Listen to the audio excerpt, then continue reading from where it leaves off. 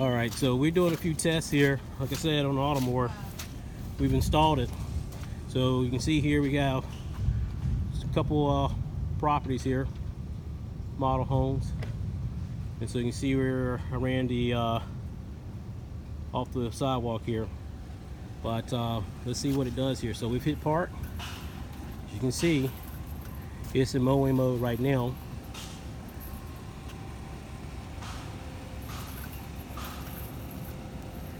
And so it's gonna probably stop at some point, pick up the guide. Another thing too is that, you know, you look around any property, you do an installation, you see here the low voltage lighting. It's a good time if you're an installer to have some conversations to say, hey, do you know where your wires are running? Fortunately, in this situation here, the wires are not too much of an issue, and we actually had a conversation with the lighting people to know kind of what we need to do. But you can see here the mower is looking for the guide wire. Now, because this is a model home or a home with a lot of activity and we have a sidewalk, we've set the wire about 14 inches off the sidewalk so that there's not any issues with people walking in and out of the home or more crossing over. So as you can see, it just picked up the guide wire, and you'll see how this guide wire is going to run around this tree, or ran around this tree, I should say. In this part of the state or the country that we're in right now, you'll notice that it's kind of a southeast thing.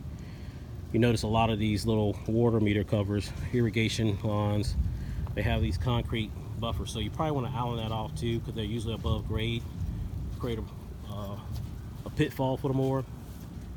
So as you can see here, the mower's doing its thing. What's nice here is that when people drive in and look at the model home, they got a nice seashell parking lot. And so the Automower is doing this area, this house lot, that house lot, and of course that big lot down here as you enter the entry of the neighborhood. So see here, 450X is going through. Whoever did that installation did a really good job. So it's making its way on through. It's using automatic passage handling to make it through this corridor, by the way. This is another advantage of the Automower. So when it realizes between two boundary wires and there's a guide wire, the mower will pick a random distance off to get through the corridor. So we've kind of snaked it a little bit. And what you'll notice here is when it gets past this narrow corridor, the mower is going to shoot out to the middle of this lot, empty lot to the left. And the reason for that is that the mower is down in the bottom corner of the lot. It'll still pick up the guide. So not a big deal. We got plenty of battery life to make it back, but it's something to think about.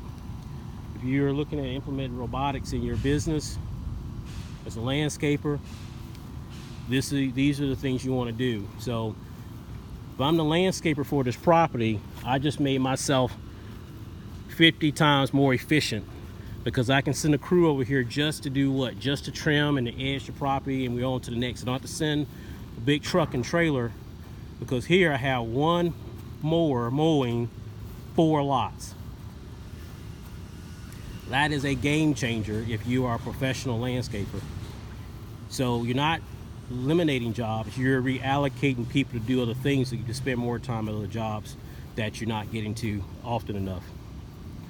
So try to keep my videos under 4 minutes. I'm already at 4, so I want to pause here, start another one up, and we'll go from there.